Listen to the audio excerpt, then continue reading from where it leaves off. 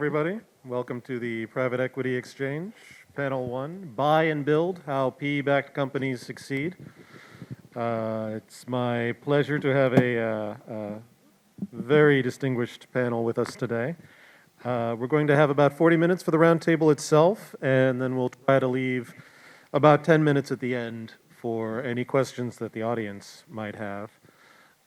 So without any further ado, I would ask the panelists to introduce themselves and their organizations, starting with my left. Yeah. Hi, everyone. So I'm David Swinburne, partner at Jones Day, specialized in private equity, which I've been doing for the past 25 years. Hello, everybody. Louis Huet, Managing Director at Waterland Private Equity, in charge of the Paris office of this fund. And well, before that, I was CEO of an industrial services company, the Altrad Group, for 7 years. Eric de Bettini, I created Advancy 20-something years ago. It doesn't get me younger to say it's over 20. Now we are 200 consultants throughout the world, and 60% of our activity is with private equity in Europe and in the world. Hello. Good morning. I'm Eric Bismuth. I'm the CEO of Montefiore Investment. We've been around for 16 years with a Paris-based investment firm specialized on growth buyout and especially in the services sector. And I've noticed that the two Erics have chosen to sit next to each other just to add to my confusion today, so I appreciate that, gentlemen. It's even worse than that, Jeff, because 35 years ago, we were already sitting next to each other in high school. Ah, well, then. Your teachers must have loved you. And also, before we begin, I must apologize. I speak very little French, so I am about to slaughter all of your names, the pronunciation of your names. I deeply apologize. But without further ado, let's start with Louis. So what are the sort of factors or qualities that you think are absolutely essential for a company to have as a platform for a buy and build strategy? Well, it's a good question. Of course, with no simple answer. We have at Waterland, we have done 700 deals in the past 20 years. 100 platforms and 600 build-ups. And outside of these 100 platforms, of course, there are very different cases and very different situations, from very small companies to much larger ones. So there's not just one answer to this. What we are very mindful of, and what we tend to achieve when we choose a platform is, of course, we want to go into markets that are very strong, with strong dynamics, also some room for concentration, so markets with enough fragmentation at a given point of time. And with regards to the platform itself, I mean, it's a combination of, proven track record, I think, is very important, of course, to have companies with enough traction, profitability. And when you go a little bit more inside, well, it's about, of course, the people, the team, the ambition. We are very eager to help the entrepreneurs realizing these ambitions without, paying too much attention at a point of time on whether the company itself is staffed enough to do the build-up, because we can always staff it after. So it's more, do we have the right people on top with the right ambition and the right strategic vision to drive this movement? So the right people in a sector that supports consolidation or growth, yeah? Yeah, absolutely. Anyone else on the panel want to weigh in on this? As far as we see, and due to the fact that there is lots of money with the private equity, today buy and build is not an easy game. It used to be an easy game. It's no longer an easy game. So we'd better see for real, and I think it will be part of the discussion today, with Better for real, if the team is capped for the buy and build, if the acquisition makes sense from a strategic standpoint, and it's not at all a plain field, and it's not plain vanilla deal to say we do buy and build. It used to, but it's no longer the case. Eric? Yeah, I think I agree with what Eric said. That's been the case for 35 years, as you know. Actually, I think many years ago in this market, people thought that after the wave of the leverage-driven LBOs and the efficiency led type of LBOs, it was the right time just for buy and build as an easy play, to create value. I think the reality is more complex, both in terms of skills, that are required in order to be successful in buy and build.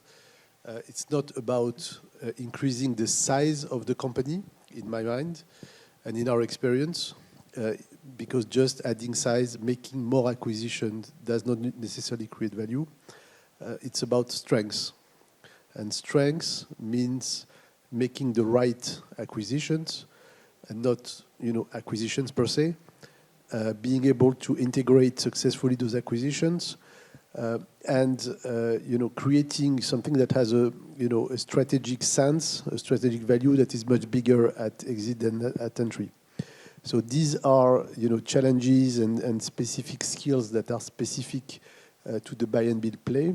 And as Eric is saying, I think there is also some element of market context that adds to the challenge today.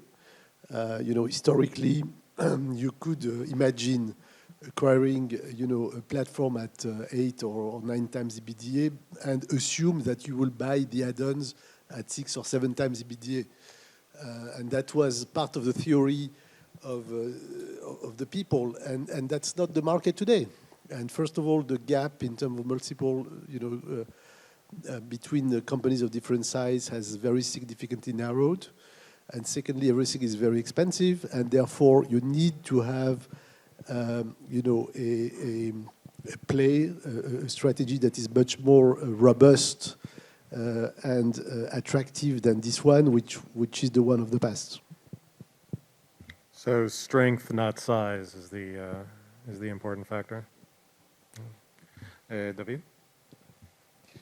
Yeah, well, definitely the strength. Yes, you can also see the geographical expansion can be a strong requisite when you have a strong player in Europe and you want to expand to Asia or the US. Yeah, definitely. We can have a very good example, Eric, that you know by heart, which is what you did with Asmodee. One of the theory was they were extremely good, and I will come back to that. And the other was, as soon as I would have a game, then I would buy it in one country and immediately throw it throughout all the network of distributors that you had already. And as soon as you would have one more distributor, should it be in the US, then immediately you would have the full catalog that would be sold through this new sales channel. So, of course, synergies were massive. Still with that, I'm still convinced that this would not have been a success haven't you had the team that you had. You had Stéphane Carville. He's not there, I can speak. Even if he would be there, I would say that still. He had in mind, he wanted to be a world leader, starting with a company that was making 50 million euros. That was quite a challenge. And in his mind, he knew how to do it. He knew he wanted to do it. So you had this kind of Rubik's Cube play, which is I add one of the elements and immediately I multiply it through all the others. So even if I multiply by 10 the buy and build, immediately it was a success.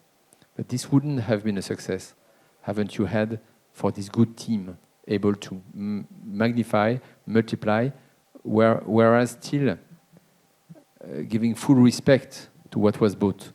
It was not a kind of formatting of the new company. It was a leveraging on the company. And this was part of the equation. Eric, you mentioned having a good team. Speaking of that and the skills that your team has, is buy and build as a strategy, is that just an easy way to create wealth in private equity or create value in private equity, or does that require specific skill set? You know, I mentioned the fact that you know, you need to acquire the right add-on acquisitions. You need to have the integration skills. You need you know, to be able to have a strategic value that is justified by the consistency of what you're building. In addition to that, I think what is really challenging is the fact that the company is changing fast. And change is always a challenge. If you have something that is profitable and works well, you know, changing everything is risky to some extent, but not changing is also risky. But changing fast is per se a challenge, and you need to have both at the level of the investor and at the level of the company the skills in order to manage accelerated change at all levels of the organization. You talked about Asmodee and Stefan. Stefan was not part of the company. This is somebody we brought in because we identified at one point that this was the kind of people we would need. We hired him as a CFO, and then we said, you know, after a few years, you know, you need to be head of one country, and then he became the CEO, and that was part of a path, you know, designed in order to prepare the strengthening of the company. And I think that's true at all levels of the company. And managing accelerated transformation, I think, is a specific skills that is essential in buy and build.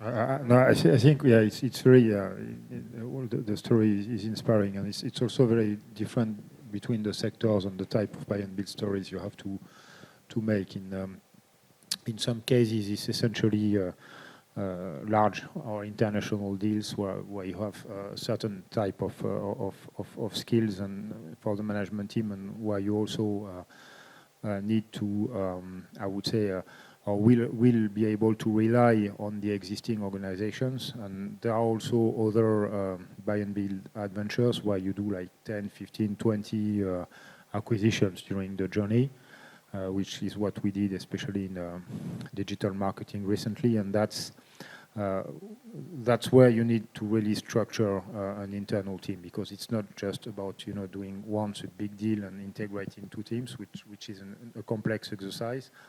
It's another complex exercise, which is sort of industrializing the development strategy. It's a little bit like you do buy and build, but it's close to a sort of usual business development approach where you buy or you open small units and you put them all together. And that's this type of industrialization is also perhaps it's where lies a real multiple arbitration still, because if you go into very small acquisitions, you can still have differences, but that needs to be industrialized, and of course that multiplies also the time spent and the energy to put in this project if you have to do it this way. But it really depends on the market. So you can have either one or the other. We did both recently. What we see is also the fact that for the company who is willing to really grow through buy and build, it needs a dedicated team to do that. It's a kind of operation team who will integrate, not invent new things, but integrate. And integrating has a value, because we need to work together, we need to work efficiently, we need to achieve synergies, we need to have one culture, we need lots of things. Else it's not a success. It's just an add-on, which is not a success per se. So you've got to have a team that is inspired by that. So people within the steering committee or the exec committee of your first company, there must be a sub-team of people who consider this is their task, this is their mission on Earth, or at least their mission within this company or within this LBO round, which is quite different to maybe the founders or the pioneers, whose mission is more to invent new things, new way to serve clients, new business models, new things. And those people are not of the same profile. So your job, our job as a strategist, is to identify that and to say to the company, it's good, it's a good buy and build, it's kind of bolt-on acquisition, but please don't bother your founder, your pioneer, your CEO with the integration. The guy will just be bored about that. So find a way to, in fact, have some layers within your organization. Those who are making this buy and build a success, and those who are continuing to invent new things. It's because it will be, for the next LBO, the exit story, the equity story, will be based not on the former buy and build, but on the new invention. So you have grown your EBITDA during these 2, 3, 4 years of buy and build. This does not make for the next equity story. It doesn't make for the next multiple. So you still have to have a kind of innovation lab, and usually it's the founder, is the CEO himself. David? Yeah, as usual, Eric, you're very thoughtful. I was going to say, I agree with you that it's about the vision. And if you have a top manager who has a vision, you can justify the reason why you're doing those deals. Because at the end of the day, it's also true that if the only purpose of an LBO is to make build-ups without a general direction, it doesn't make any sense, or at least it's not going to be as fruitful as you think at the time of the exit. So the vision and the drive that the top manager applies to the group is super important for the success. How important is the relationship between the management team and the platform that's making the acquisition and the target's management team? Start with David. Well, you have to decide. You have to anticipate what you want to do, because and there the sponsor will be very important to determine if the management team of the build-up will be integrated within the group's COMEX, or if they'll simply remain as a subsidiary. Because typically you can find great managers in those operations. So that's a question you would typically think about and project yourself for the next round of the LBO. Actually, I think there are three options. One, you could integrate them, within the leadership team. Second option, they could remain as a subsidiary, or you could fire them. And I think those three options exist because there are a lot of actually acquisitions where part of the value could be a full integration, and having too many cooks in the kitchen does not necessarily make a better meal. So I think we need to be straight on that. We need to be clear, when you decide to make the acquisition. Usually it's not a very tough call, depending on the size and the quality of the management. And we've done, many of those where there has been huge contribution from the acquired companies in the management leadership of the companies. That has been very successful. And we have also many, many cases where people just wanted either to retire or to do something else, and that the companies were fully integrated by the platform. And Louis, Eric?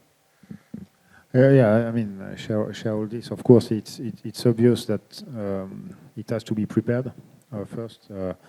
You can't just come and see because, people expect some, in case of mergers or acquisitions like that, the people in the target, they are anxious and they expect things, they feel things, and the best way to prepare it is really to be open and transparent and address the situations of the management team of the target really in advance to make sure that they know what they are asked for and they are ready to go into this. And as Eric said, it's not good, or at least we don't do the type of things where you put people together in a room and you see whether it will work or not, because that's too much of a risk, and this is not the right way in our view to address our responsibility as an investor. Is really to be clear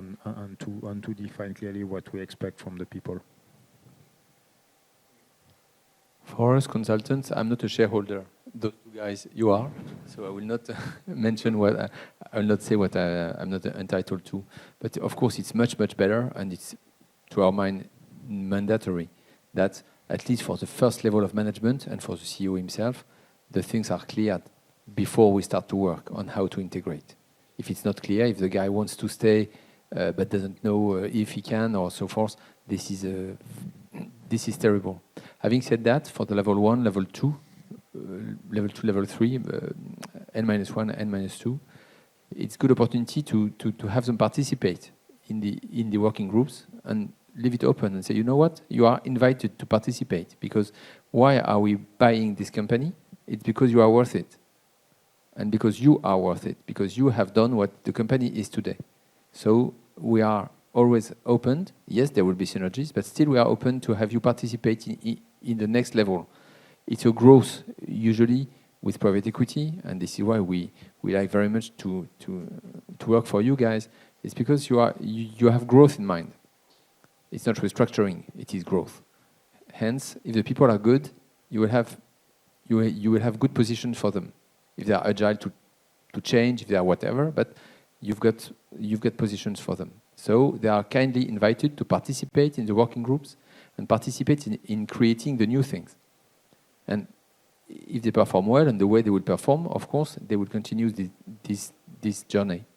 And from the acquirer, it will be irrelevant to consider that they are the only one to have ideas and not take into consideration any of the ideas or good practices that the small guy that is being acquired can bring to the party.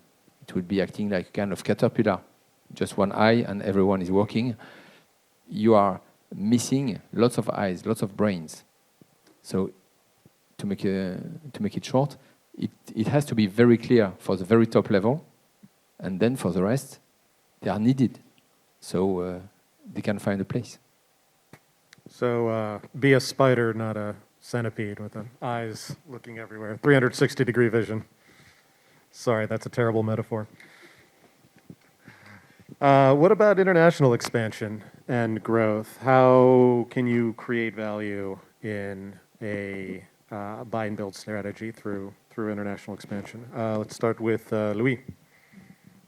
Well, I think, again, Jeff, it's not one size fits all. Of course, it depends on the markets. On some markets, you will have a lot of rational in international expansion, and on some others, it's more questionable. So it really depends. But of course, if the market itself, or the customers, or if we are talking B2B, are international groups, for example, or resources, or any type of international synergies exist, well, in such case, it's really relevant to go international, and that's one of our, I would say, basic strategies at Waterland, is to identify companies where there is a true international rationale of internationalization, and to help them achieve this, knowing that it's also a different journey than a national or local build-up, because you have to, well, there can be language barriers first, which exist when you support a French mid-sized companies. You're not sure to have the right profiles in terms of only language skills to go international. So that's something that needs to be checked also, or to be reinforced. And then, of course, after it's cultural, and how you can help companies accept, even in the same business, you can have very different cultures depending on the country. So it adds some sort of complexity. But the reward is, of course, important if you achieve this internationalization successfully, because you have a different size, of course, but not only different size, also different risk profile, more room for optimization, and also different types of exit opportunities at the end. So that's certainly something to explore every time, not necessarily to execute every time, but to explore every time the market allows it. I think on the execution process and the integration process, that requires also a specific approach. We've done that, for our buy and build platform in the camping business, where we've done probably over 15 years, maybe 60 acquisitions, but two of those were actually significant international acquisitions where we've been supported, this time by outside consultants with dedicated resources, with people from the various countries, both in order to design the appropriate organization processes, extract the synergies and so on, but also facilitate the cultural dialogue, the integration of the international management team, and putting together in a company that was initially 100% French, a management team where you have 6 nationalities in the top 6 people, leading the group. I think it is quite a challenge, but I think it's also very rewarding, as you said, Luis, because it creates also huge opportunities. Yes, if you go one step further, what is buy and build? Buy and build for all of us, it's kind of bolt-on acquisition. I buy something which is exactly the same in smaller scale than what I have, and I plug into my organization as fast, as soon, as rapidly and as deep as possible, and day 2 it works. This is what we could call buy and build. In this particular case, and for international cases, it may not be buy and build. If you merge hotel, then of course managing a hotel in Germany is quite the same to managing a hotel in France or in the UK. If we say smart buildings, construction materials, that's very different. The route to market is so different. The pricing is so different. The materials are so different that by no means it's a buy and build. It's an acquisition, it's a growth acquisition, it is whatever you want, but it's not per se a bolt-on acquisition. It's not an easy game to play. And even in the camping, in the outdoor business that we've worked for you, that was quite amazing to go to Manchester and say to an Englishman, you know what, in 3 months' time, your pricing, your very sales price of each of your mobile home will be performed close to Marseille by a team that you don't know, and that will himself sell all your mobile homes throughout Europe. But still, you've got lots of things you can bring to the party, but not exactly what you were used to do 2 months ago. And this was, as you say, quite of a challenge. David, anything to add? Not on this one. No worries. But sticking with you, so what sort of legal issues do firms need to consider in a buy and build strategy? Okay. Specifically the management If compensation. everybody has digested, we can talk about law. Strap Usually in. after lunch, it's tough. But now I would say 2 things. The first one is always think that, especially in international expansion, antitrust can be an issue because for 2 reasons. One, it's not because you're buying a small company in a market which is not your own market that you won't have any issue. In certain countries, it's simply a few million of euros of turnover that trigger antitrust issues. And 2, in respect of antitrust still, when you exchange information, well, you shouldn't do it.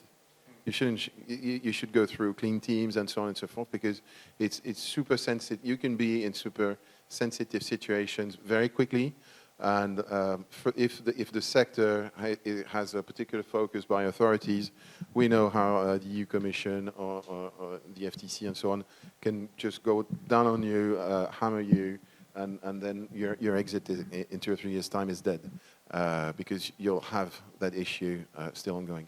So antitrust. Second point was foreign investment control. In certain sectors, typically tech, everything that's slightly fancy today, just always think about foreign investment control.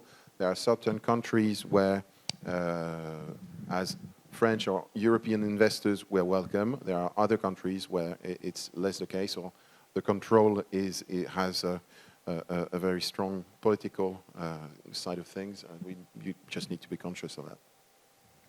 How is it buying companies in the U.S. with CFIUS?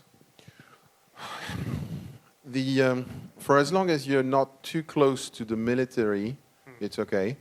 If it's anything that has, if the company has has contracts with the U.S. Army, you should expect 2 or 3 months of debates, discussions with the CFIUS.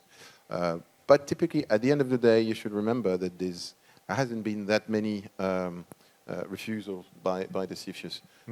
The last one was in respect of ports or something. So but still, it's going to be a very lengthy process. Similarly, as any non-French investor coming into France and looking at defense assets. So something that lengthens the process, but not necessarily a barrier that can't be overcome. Yeah, exactly. Other members of the panel, any thoughts? Haha, we're on legal. Eric? Okay, then. So traditionally, the metric for firms have looked to acquire add-ons at 6 times EBITDA, and then selling the platform at 11 times.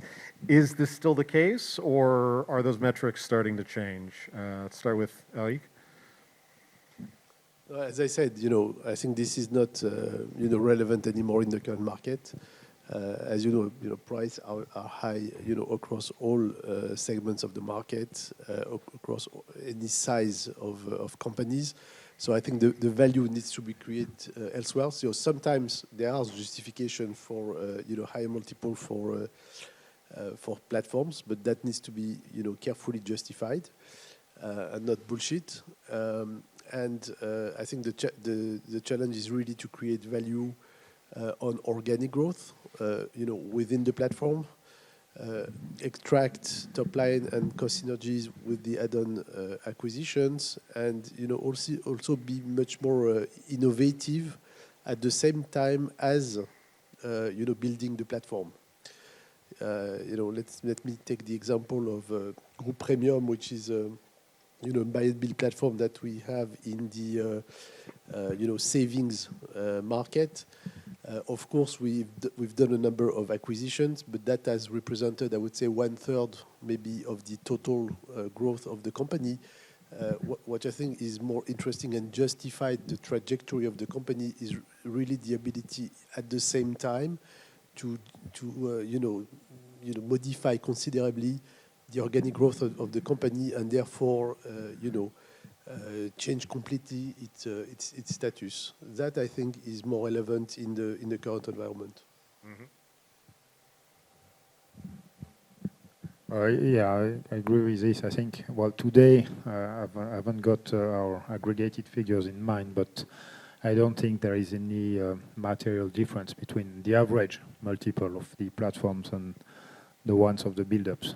Because, for several reasons. One being that build-ups are more expensive than it used to be, but also because when we tend to implement a strategy after having bought a platform, we tend perhaps sometimes also to be more aggressive on build-ups, on valuations, when there is really true potential of synergies and really of creating a champion and changing the profile of the company. Because at the end of the day, what makes a difference is the way you can really change the profile of the company you have bought through acquisitions, make it more,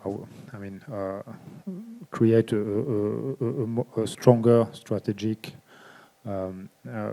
position for the company, either through just horizontal expansion or vertical expansion. It can be integrating other functions or also geographies. And all with this in mind makes us sometimes, not always, but sometimes even more aggressive in terms of price on build-ups than what we can do on platforms when we have no company of the same sector yet in the portfolio. Maybe I will add something, which is a kind of playing the bad guy. And with the strategic consulting, I'm very happy because sometimes those two gentlemen, they come to me for the same assets. Maybe not you, but it may happen. And this is true that buy and build now, we are facing two things. On the one hand, people who are selling, they are well aware of their value for the acquirer. And even small targets, sometimes, they know so well that they can be valued something that they ask us in advance to help them write down what is the value for their predator, for each of the predator. For they know in advance how much it will be in synergies, in strategic growth, in organic growth, and they know that. And when you will be in the table, they will know upfront, hey, you know what? I know how much I can bring to you. So we're not talking EBITDA of me, we're talking EBITDA for you. So they are well aware of how much they can bring to you. That's one.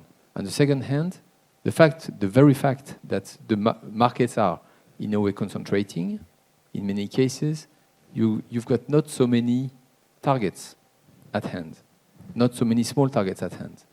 Meaning that if you have already 2 or 3 large players, of course there is a competition. And it's even worse if there is not so many players, but there is an international guy wanting to set up and say, you know what, I want to expose my international clients to this market, and it will be a great synergy for me, and the guy wants to have a kind of beachhead. Hence again, even if the target is small, the prices are going very high. So you can consider that you have to buy this asset, not only because it makes good for you, but also because it doesn't, if you buy it, it will not make good to your competitor. And as there are not so many targets available, prices are going high. I'm finished with the bad guy. Other thoughts?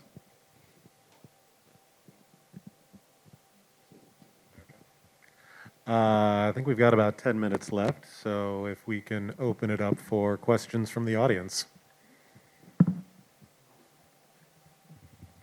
I think this was not very usual in the past, and that's not very comfortable from the traditional P perspective, because there is a feeling of uncertainty. There are questions around timing of ramping up those kind of development, and there is also the notion of control of the GVs and how you're going to get out of the GV or to buy.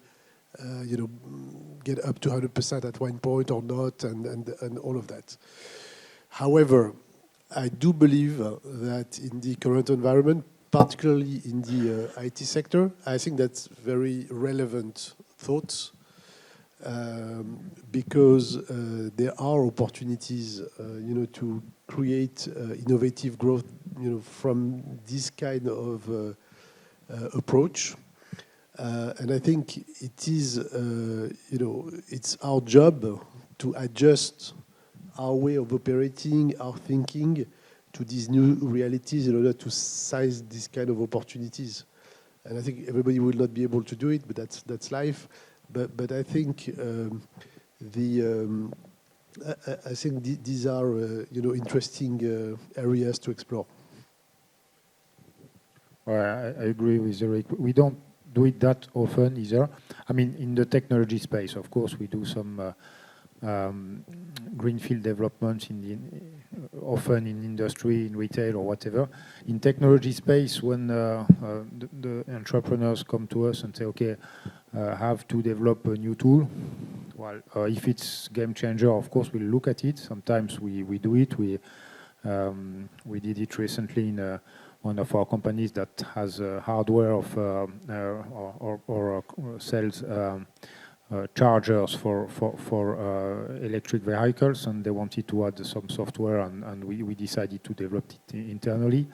So that can happen, of course, and I think it will happen more and more. But yeah, of course, there is always a risk factor and payback period or considerations over what is the period to develop the tool and make it I would say efficient and game changer compared to the period of the investment, of course. But that's perhaps that's also one of the next directions private equity will take, is to help these types of development, because often also it can be a lot less expensive than it's more risky, but it's also less expensive than buying companies. So yeah, something we will certainly have to look more and more at in the future. From corporate world, that's quite common. For a while, corporate have found a way to attack new markets this way, with joint ventures, with creating. I want to create a large industrial asset in China. I don't want to do it alone. It's not stupid if I'm going to my competitor in Europe and together we make a joint venture and we make something. Automotive business, they are used to doing that, etc., etc. And a while ago, if you remember well, there was a guy who made his fortune on that. This guy was called Jean-Luc Lagardère, and every time he would do that, he would negotiate 50-50, 50% each, plus, and this made him rich, plus what we called, I was working for him, atomic bomb. He always had a contract by which he could buy another percent, and hence have 51, if some of the agreements of the mother companies to the JV was not fulfilled. And I turned to my friend lawyer. It was amazing. This is how he made European defense space with Matra Marconi space. It used to be Matra Marconi space, then EADS. It made a Matra Capgemini system. It made lots of things like that. Every time the same, 50-50, share risks, make sure that the contract he would put upfront was achievable from his side, too difficult for the other side, and after 5 years he would buy it for very little money. And when it was already certain that it was a success. What's the legal angle on that one? JVs are a nightmare, and you usually end up in litigation. But so we try to, I would say, envisage as much as many alternatives as possible, because we know that the greenfield project can have a clear path, but then a few alternatives, and depending on those, you can create tension between the two partners. So that's your job, to try and be as I would say have as much anticipation as you can as a lawyer in that. Yeah, I mean, there is also obviously another count against the JVs when you're in private equity, is the exit horizon, because you have to be able to at one point to sell your whole group, and if there are some difference in timings between the partners in the JV, it would create another difficulty. Of course, lawyers can have a lot of imagination to circumvent that, but that's still something that you might find at the end of your investment horizon. Thank you very much, everybody. Yeah, thank you very Thank much. you. Bye-bye. Bye. Thank you very much.